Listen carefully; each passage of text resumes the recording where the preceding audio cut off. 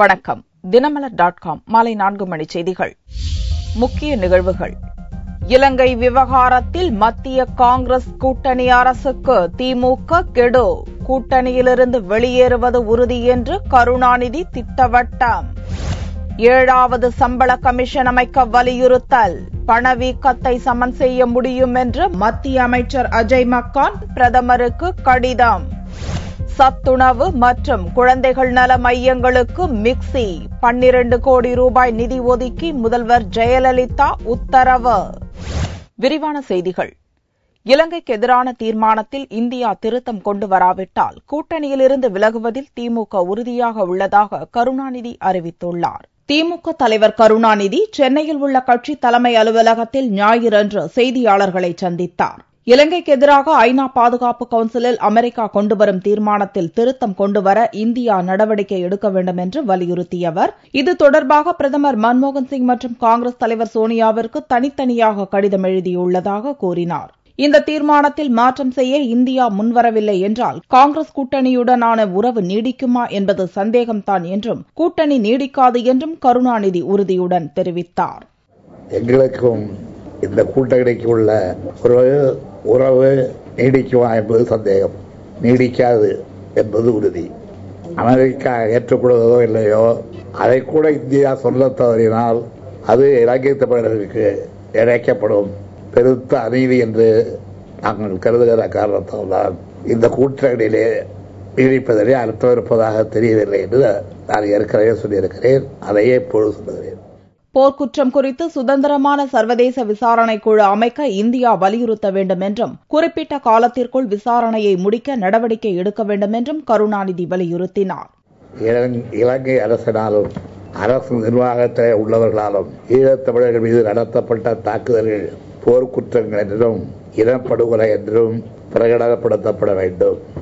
நம்பகத்தன்மை வாய்ந்த சுதந்திரமான பன்னாட்டு ஆணையம் ஒன்றை அமைத்து குறிப்பிட்ட கால வரையறைக்குள் இலங்கையில் நடைபெற்ற போர்க்குற்றங்கள், மனித இனத்துக்கு எதிரான குற்றங்கள், பன்னாட்டு மனித உரிமை மற்றும் நியாயமான சட்ட மீறல்கள் மற்றும் தமிழர்கள் மீதான இனப்படுகொலை குறித்து விசாரணை நடத்தப்பட வேண்டும். மத்திய அமைச்சர் ப. சிதம்பரம் அமெரிக்கா கொண்டுவரும் தீர்மானத்தை ஆதரிக்கும் என்றும், மார்ச் 22ஆம் தேதி வரை காத்திருங்கள் என்றும் கூறியிருந்தார். இது தொடர்பாக பதிலளித்த திமுக தலைவர் கருணாநிதி, மத்திய அரசு சீரியஸாக இருக்க வேண்டும் என்றுதான் திமுக கூறுவதாக தெரிவித்தார். மத்திய அரசு சீரியஸாக ஆக்க வேண்டும் என்பதற்காகத்தான் இந்த திருத்தங்களை வலியுறுத்தி குறிப்பிட்டு இவற்றை இணைத்து அதன் அடிப்படையிலே விவாதித்து முடிவுகள் எடுக்கப்படாத பட்சத்தில் இலங்கையிலே வாழ்கின்ற தமிழர்களுக்கு நீதி கிடைக்க யாரும் முன்வரவில்லை என்றுதான் கனத்த இதயத்தோடு நாங்கள் முடிவுக்கு வர வேண்டியவர்களாக இருக்கிறோம். தீர்மானத்தில் திருத்தம் கொண்டு வராவிட்டால் இலங்கை தமிழர்களுக்கு அநீதி ஏற்படும் என்று கூறிய கருணாநிதி, சிங்களர்களும் புத்த பிட்சுக்களும் தமிழகத்தில் தாக்கப்படுவது சரியல்ல என்றும் கூறினார். அதிகரித்து வரும் பணவீக்கத்தை சமன் செய்யும் வகையில் 7வது சம்பள கமிஷனை இந்த ஆண்டே அமைக்க வேண்டும் என்று மத்திய அமைச்சர் அஜய் மக்கான் பிரதமரிடம் கோரிக்கை விடுத்துள்ளார். மத்திய அமைச்சர் அஜய் மக்கான் பிரதமருக்கு ஒரு கடிதம் எழுதியுள்ளார். அதில் அதிகரித்து வரும் பணவீக்கத்தை சமன் செய்யும் வகையில் இந்த ஆண்டு 7வது சம்பள கமிஷனை அமைக்க வேண்டும் என்று கேட்டுக் கொண்டுள்ளார். பணவீக்கத்தால் அரசு பணியாளர்கள் பாதிக்கப்பட்டுள்ளனர் என்றும், 2006-2011 சில்லறை விலைகள் 160% உயர்ந்துவிட்டதாகவும் அஜய் மக்கான் சுட்டிக்காட்டியுள்ளார். ஆனால் அரசு ஊழியர்களின் பஞ்சப்படி 51% தான் உயர்ந்துள்ளதாகவும் அவர் தெரிவித்துள்ளார். எனவே பொதுத்துறை நிறுவன ஊழியர்களின் சம்பளத்தை நிர்ணயிப்பதற்கு இதுவே சரியான நேரம் என்றும், தற்போது ஊழியர்களுக்கு வழங்கும் சம்பளம் குறைந்தபட்ச தேவையை கூட நிறைவேற்றவில்லை என்றும் விஜய் மக்கான் தெரிவித்துள்ளார். நிதி பற்றாக்குறையை கட்டுப்பாட்டுக்குள் கொண்டுவர நிதி அமைச்சகம் போராடி வருவதால் சம்பள கமிஷன் அமைக்க வேண்டும் என்ற அரசு ஊழியர்களின் கோரிக்கையை நிராகரித்துள்ளது என்றும் மத்திய அமைச்சர் தனது கடிதத்தில் குறிப்பிட்டுள்ளார். சத்துணவு மற்றும் குழந்தைகள் நல மையங்களுக்கு மிக்சி வாங்குவதற்கு 12 கோடி ரூபாய் நிதி ஒதுக்கி முதல்வர் ஜெயலலிதா உத்தரவிட்டுள்ளார்.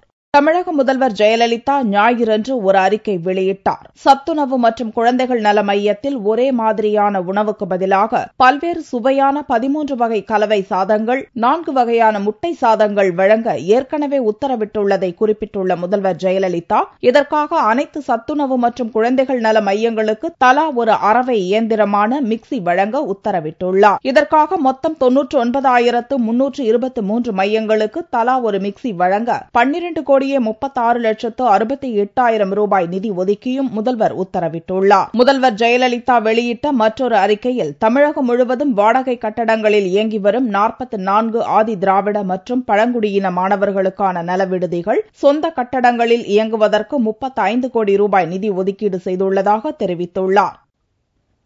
உத்தரப்பிரதேச மாநிலத்தில் ரயில் பயணம் செய்த பெண் பயணியிடம் பர்ஸை பறித்த கான்ஸ்டபிளை போலீசார் கைது செய்துள்ளனர். உத்தரப்பிரதேச மாநிலத்தில் ரயிலில் பயணித்த பெண் பயணியிடம் போலீஸ் கான்ஸ்டபிள் ஒருவர் பர்ஸை பறித்துக் கொண்டு தப்பிவிட்டார். இதுகுறித்து ரயில்வே போலீசில் அப்பெண் புகார் கொடுத்தார். உடனே போலீசார் விசாரணை மேற்கொண்டு கண்காணிப்பு கேமராவில் பதிவான காட்சிகளை கொண்டு கான்ஸ்டபிளை கண்டுபிடித்து கைது செய்தனர். பெண் பயணியிடம் பறித்துச் சென்ற பர்ஸில் 3 மொபைல் போன்கள், தங்க செயின், தங்க வளையல், 8,000 ரூபாய் ரொக்கம் இருந்தது குறிப்பிடத்தக்கது.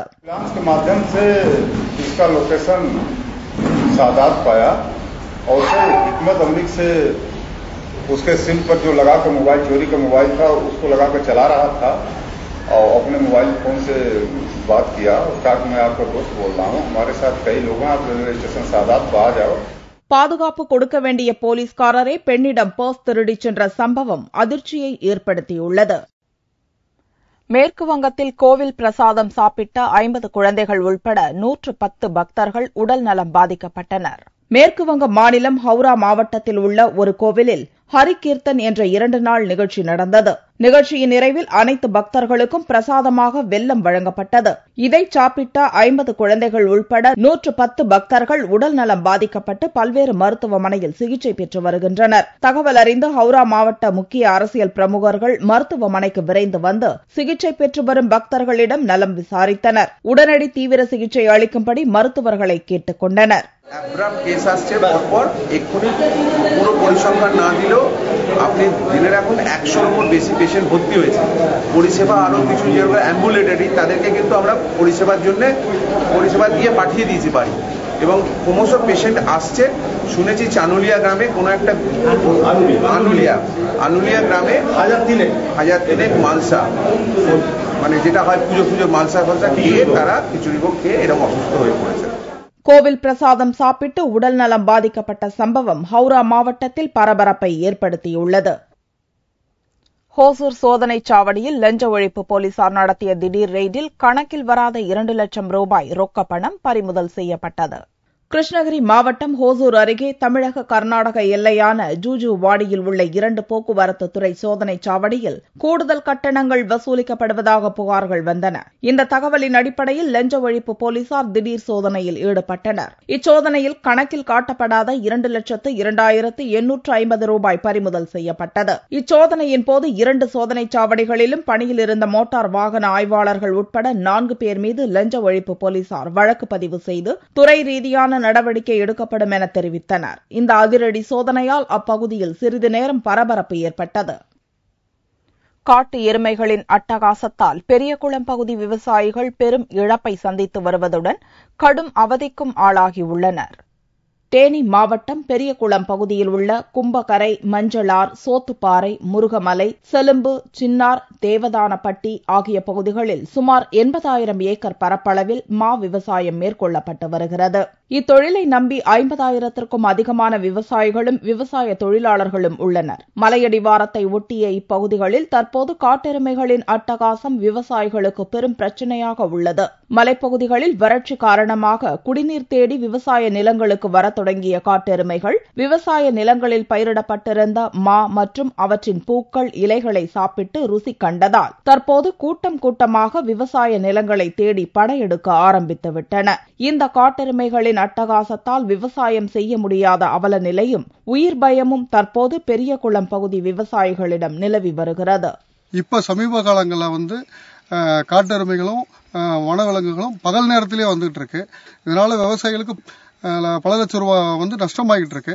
காட்டெருமைகள் விவசாய நிலத்திற்குள் வருவதை தடுக்க வனத்துறை சார்பில் 2 மீட்டர் அகலத்தில் 2 கிலோமீட்டர் வரை அகழி வெட்டப்பட்டுள்ளது. ஆனால் இந்த அகழியையும் மீறி காட்டெருமைகள் விவசாய நிலத்திற்குள் புகுந்து மா போன்ற பயிர்களை சேதப்படுத்துவதால் அகழியை 4 மீட்டர் அகலத்தில் 40 கிலோமீட்டர் தூரம் வெட்ட வேண்டும் என விவசாயிகள் கோரிக்கை வைத்துள்ளனர். வனத்துறையிலிருந்து அகழி வெட்டுறோம்னு சொல்லி செஞ்சிருக்காங்க. அது ரொம்ப அகலம் கம்மியா வெட்டியிருக்காங்க. மாடுகளா அதை தாண்டி அழகா உள்ளே வருது. எங்களுக்கு அந்த அகழியை அதோட அகலத்தை ஒரு 10 அடி அகலமாக அதை வெட்டி கொடுத்து அந்த அள்ளி போடுற மண்ணு மேலே கைமண் வலை அடிச்சு கொடுத்தாங்கன்னா ஏதோ இன்னொரு 100 ஆண்டு காலம் இந்த மா விவசாயங்கள் கொஞ்சம் உயிரோட்டமாக இருக்கு.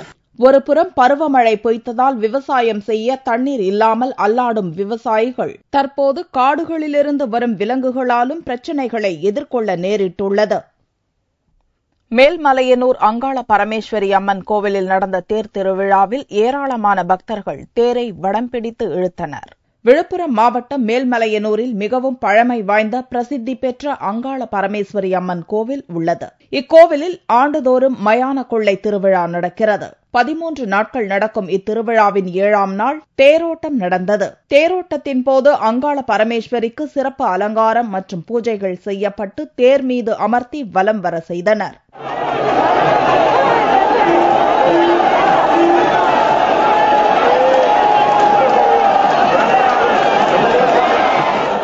இந்நிகழ்ச்சியில் தமிழகம் மட்டுமல்லாது கர்நாடகா, ஆந்திரா, கேரளா போன்ற மாநிலங்களிலிருந்தும் லட்சக்கணக்கான பக்தர்கள் கலந்து கொண்டு அம்மனின் தேரை வடம் பிடித்து இழுத்து தங்களது நேர்த்திக் கடனை செலுத்தினர்.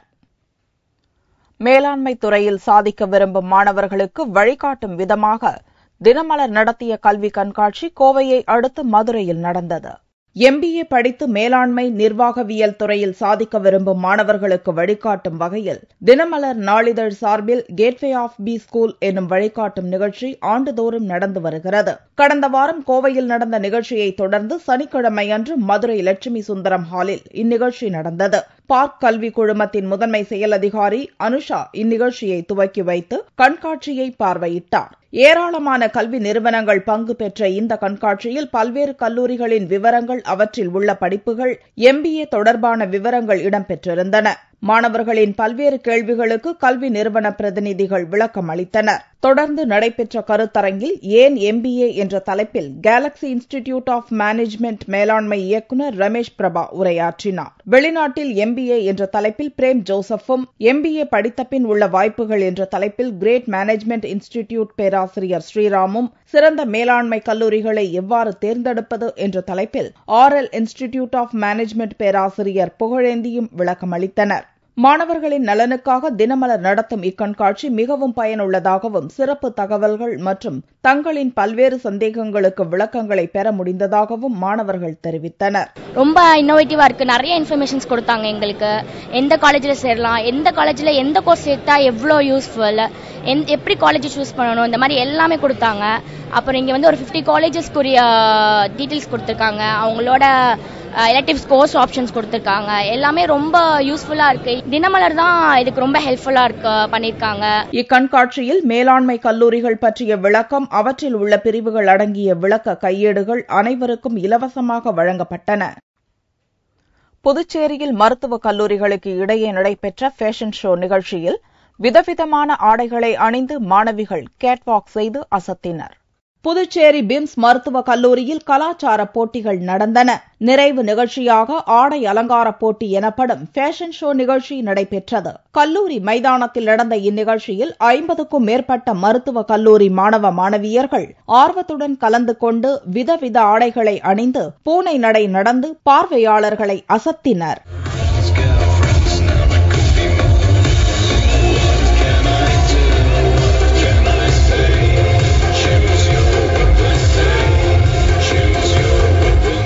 தமிழகம், கர்நாடகா, ஆந்திரா ஆகிய மாநிலங்களில் உடுத்தப்படும் நவீன உடைகளை அணிந்து வந்து மாணவ மாணவியர் அசத்தியதை 500க்கும் மேற்பட்ட மருத்துவக் கல்லூரி மாணவர்கள் கண்டு ரசித்தனர். தங்கத்தின் விலையில் ஞாயிறன்று மாற்றமில்லை. ஒரு சவரன் தங்கம் 22,072 ரூபாய்க்கு விற்பனையானது. 1 கிராம் ஆபரண தங்கம் 2,759 ரூபாயாக இருந்தது. வெள்ளி 1 கிராம் 57 ரூபாய் 70 காசுகளுக்கு விற்பனையானது. பார்வெள்ளியின் விலை 53,885 ரூபாயாக இருந்தது. கடல் வளத்தை பாதுகாக்க வலியுறுத்தியும் அரிய வகை உயிரினங்கள் குறித்த தகவலை சேகரிக்கும் வகையிலும் சிறிய படகில் சாதனை பயணம் மேற்கொண்டுள்ள ஆஸ்திரேலிய பெண் ராமநாதபுரம் வந்து சேர்ந்தார். ஆஸ்திரேலியாவைச் சேர்ந்த பெண் Sandy.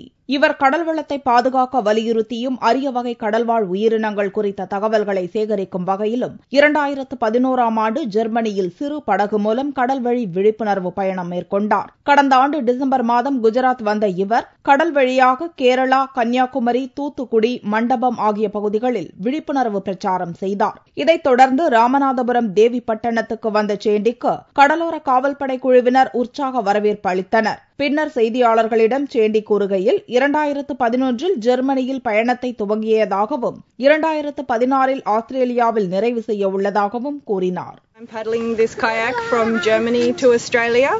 I'm retracing the route of a German man, Oscar Speck. He was in India in 1935. I paddled over 2,000 kilometers of the coast of India to reach here. தனது இந்த பயணம் உலக கின்னஸ் சாதனையில் இடம் பிடிக்கும் என்றும் அவர் நம்பிக்கை தெரிவித்தார். மீண்டும் செய்திகள் இந்திய நேரப்படி இரவு 8 மணிக்கு. வணக்கம்.